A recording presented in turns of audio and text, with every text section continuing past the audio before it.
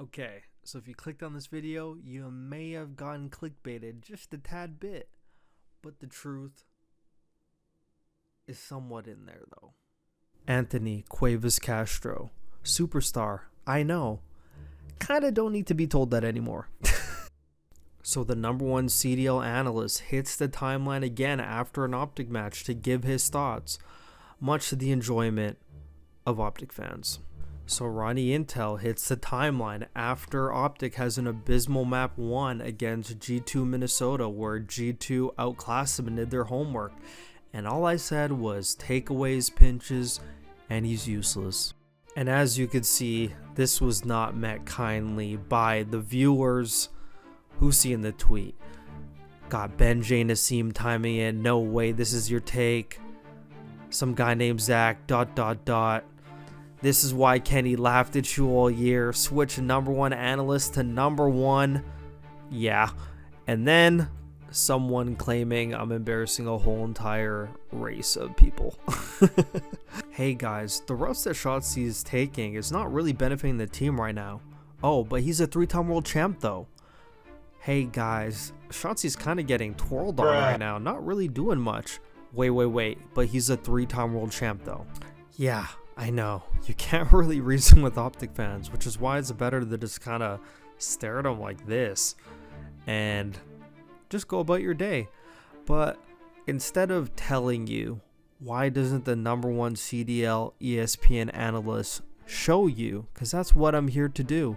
So while I'm cooking up some more concoctions, some more counters, let me show you what I'm talking about. Well, gentlemen. We meet again, and we're going over Anthony Cuevas Castro. So he is going to be arrow number 2. That's what we're focusing pretty much the whole game on. I'm going to skim through it. We're not going to fully watch the game, but I just want to show you guys how he is when the flanks aren't working. It's not really successful. I'm going to show you multiple examples too. I'm not just going to show you the game he did bad. I'm going to show you another game as well, and potentially a third one, and then I'm going to show you the raid S&D obviously against the Rocker. But take a look at number 2 here. So where he finds success most of the time when he plays is the pinches. So it worked at the beginning right here. Notice he goes on an instant pinch, goes right in, flanks. He's doing all that. Gets a 2-piece. He's thriving right now. This is Shotzzy in his element. Wherever he's lost and the other team has to look for him. Look. Everyone's looking for him. Where's Shotzzy? Everyone's looking. This is where he's in his happy place. And so he gets found out. This is where it starts going downhill a bit. Okay, this is where it starts going down. So we talk about him always taking flanks. Now pay attention to every time he has to play more direct, just straight up break hills. Okay. So now he's going for a hill break. Granted, this hill is pretty hard to break when they're up on the balcony and stuff. Just runs in and dies. And then look. So he ran in, died. He's yeah, that was kind of annoying. I'm going to go back to what I'm good at. I'm going to go on a pinch. Look at number 8 watching the pinch. Great. And this is exactly why I said to teams, if you really want to find success against Optic holding hills, spread. Watch that pinch and they can't do anything. Always have a guy spread out. Don't play compact at all. And you just see Optic flying in. So now Rocker has the hill. They have to rotate. So they're going to find some success because the legacy savior Merc opens it up. Shotzzy dies. But that, it's also partially a bad map. It's also partially a bad map. But look, every time he has to just and I'm this is going to sound so crazy. This whole video is going to sound so insane, I swear. This whole video is going to sound so insane, but I'm just going to try to show you guys. I'm going to try to show you guys multiple examples of this.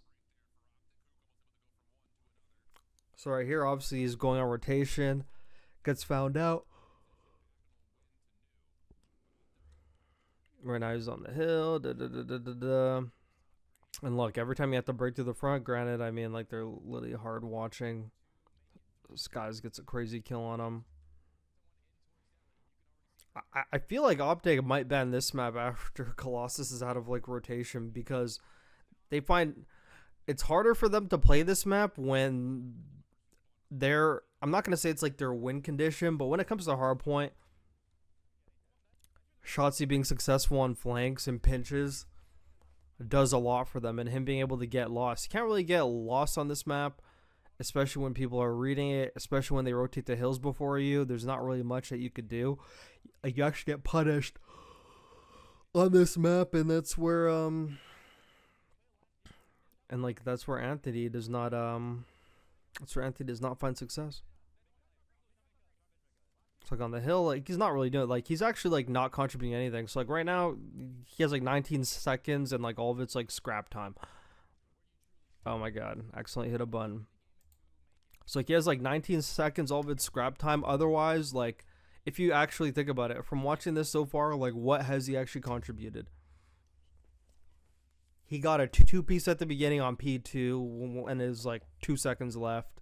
Like, you know, like he got like some kills here and there, but it's like nothing he's done so far on this map has been impactful to like his team. But you know, everyone has bad maps, okay? Like, this is actually kind of like a hate watch. It's kind of like a hate watch. Okay, yeah, so he's in that corner, and then like he gets found out.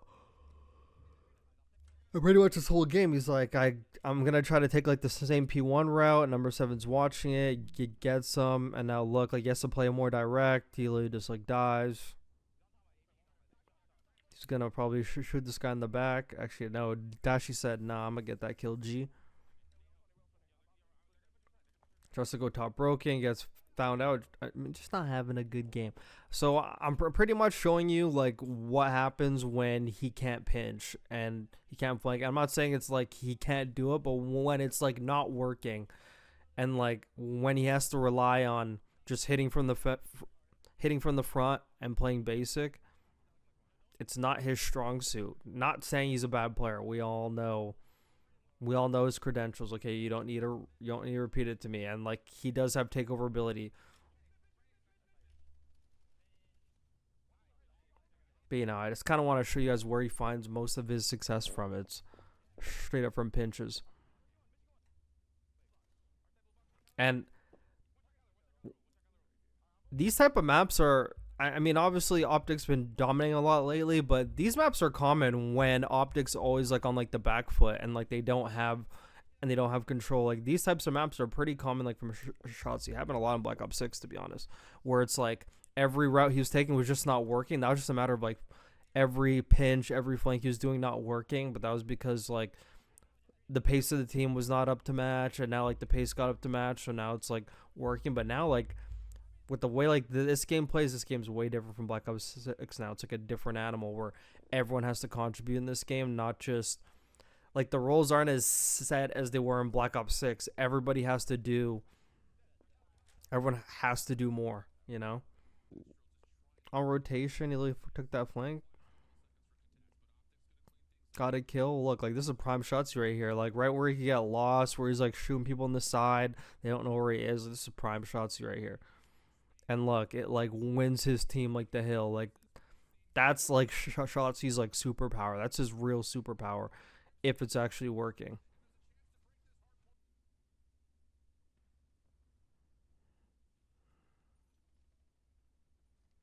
On a flank. There you go. You know? Thriving. And look, every time he's able to actually successfully flank and pinch, take a look at what results in. Okay, so this is prime Shotzzy. He does this almost all the time. It's not the main strat that Optic has, but it is one of the strats they like to do on multiple maps. I watch him do it on Den. I watch him do it on a lot of maps. Whenever there's a round where Optic is really hitting a bomb site, just know Shotzi's not there. 99% of the time, Shotzi's not there. He's playing an island. He's waiting for the info that they get, how many people they kill, how many people they see for him to go. And they are very well aware. They are always watching. So it's like right now, Optic's going A, but they're still watching. You got Estral still watching Kitchen.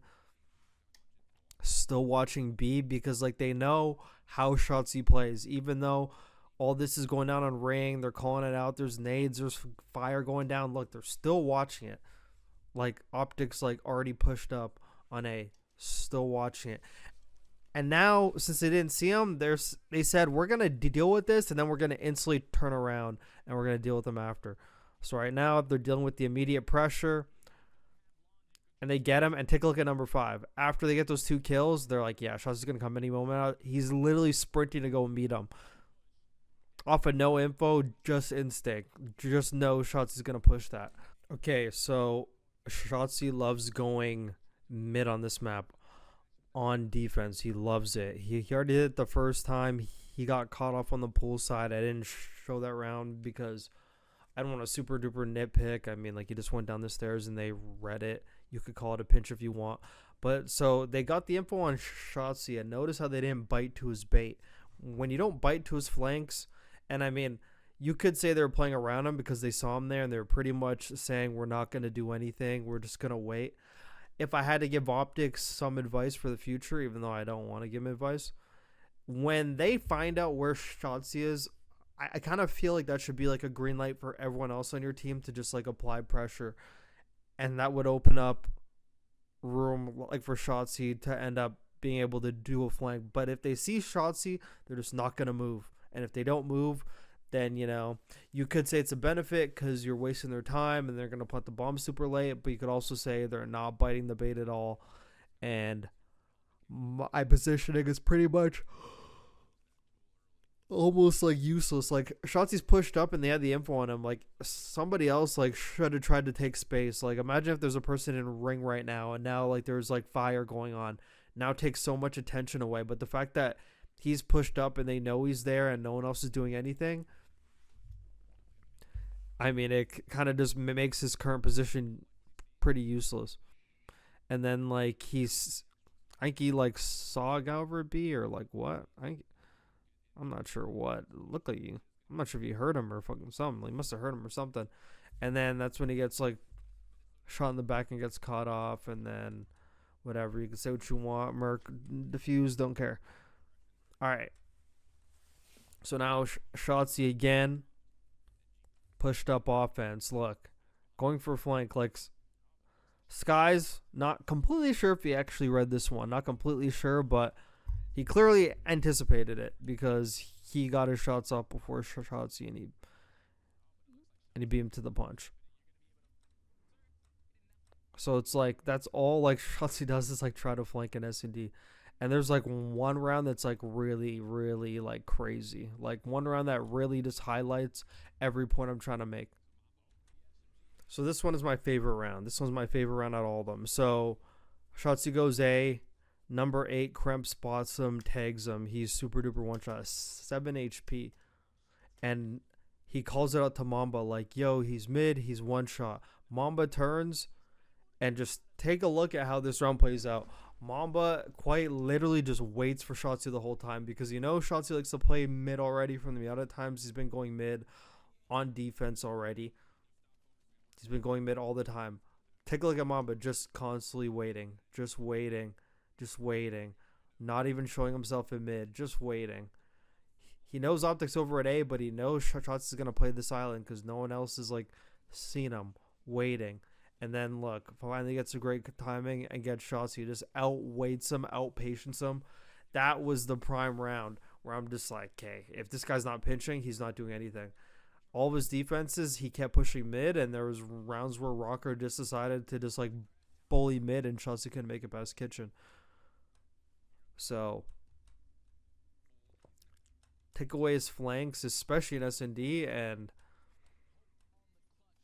that's pretty much his whole MO in S&D, honestly, is either doing like a fast push or flanking. That's like it.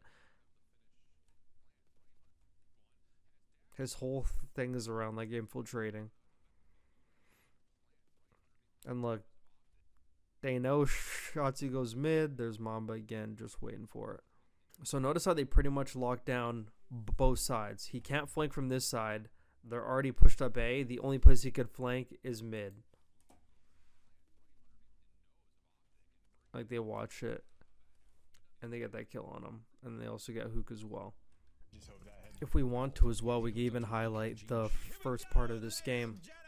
We can highlight like the first half of this game, because after Optic gets control, you know, that's when he starts doing better. But we can highlight the first half of this game, and just like if you take away his pinches,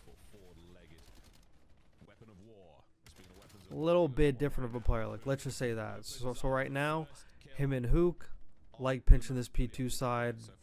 That's like their break off on this side, them two, and then Dashi and Merc go over there. So right now you'll see number 2 wants to start taking some routes, but AG's on top of it. AG knows Shotzzy, so we're not going to count that one. We're going to count the next one. So there's Shotzzy. He dies. He's at it again. Look who's there already picking it up. He already just knows like the type of player Shotzzy is. He's just already hard aiming, just waiting for him. And yeah,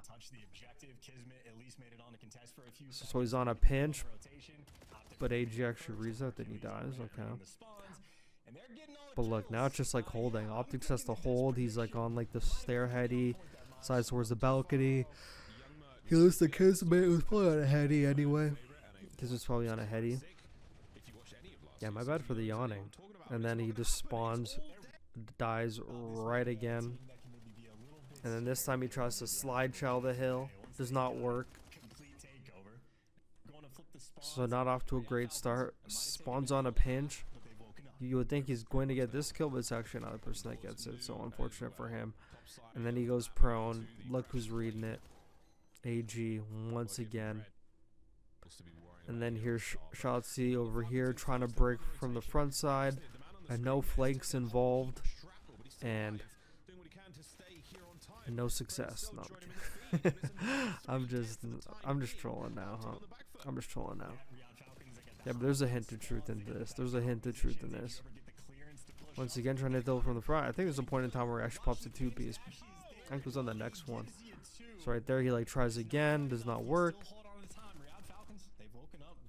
Got Merc tagging people up, which is the perfect distraction for Shotzzy to hop in and pop a 2-piece. Get on the board. Alright, cool. Gets naded, unfortunate. I mean, that was also unfortunate too. Spawns P2 and trades a kill, so you know, can't really tip that.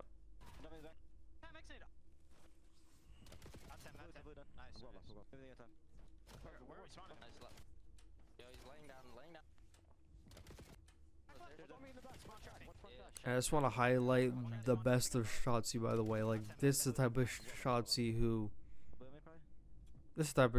finds success. Like, just being able to get lost, take your time, be super duper ratty. Like, he's like tagging, but he's still staying alive house. He's like making distractions for his team.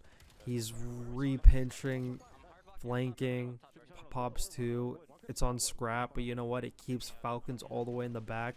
And Optic was blocking the P5 spawns, and then they get P5, and then he pretty much starts going positive, because now like they have the control of the game. So like if you have control of the game, it's easier for him to do better, but always be prepared for the flanks. If you really take the flanks away from him, he's pretty much like almost like a non-entity on the map. I'll end this off with something a little bit more warm-hearted. So this is the Den overload against the Falcons, and just take a look at the way number 2 plays this. This is like off the break of the round. Look what he's doing. Instantly going for a pinch. They even know it's coming, but they don't get the kill. And just take a look at what he does this whole round. So like right now he's playing with his food a little bit. He's just roaming. He's playing the island. He's playing the late pinches. Look at him. Just going around like the back spawn. He's waiting. Like they see him. He goes back. But he just stays around this area. Optics putting pressure on the front. And now look.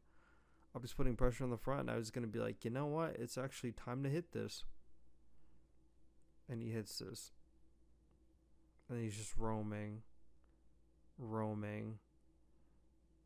Just roaming around. And granted, like honestly, in like Den overload, like you kind of do have to play like this. Like you do need a player who is doing this unless you just hit brute force, but there has to be an island player in order to like get to their side spawn and spawn them out as fast as possible. So like him being couches is manipulating the spawns and spawning them Bailey, just in case you didn't know. So like he is playing the right way, but it's like just trying to emphasize like the way he plays and where he finds the most success is playing on an island. The only time he ever ends up on this side is like after like he dies here and he just has like no choice, but otherwise he pretty much defaults to that. Right here he goes on like that late pinch, he gets found out, Optic can't do anything because like the pinch didn't work out, and now Shotzzy spawns on this side, you know, like he's nading, doing some stuff, almost sneaks it in, doesn't quite get it. I'm sorry, it's so late. Oh my god, it is so late. And then once again, Ticklick Whittier he's in breach. 8 is waiting for him. He gets him. Look at him. Now he's about to go pinch this. Gets another kill. And now he breaks and look, he's already gone. He says, yep, my teammates are going to handle the rest. I'm going to go get kills. He's just always behind. This is where he thrives. This is where he thrives.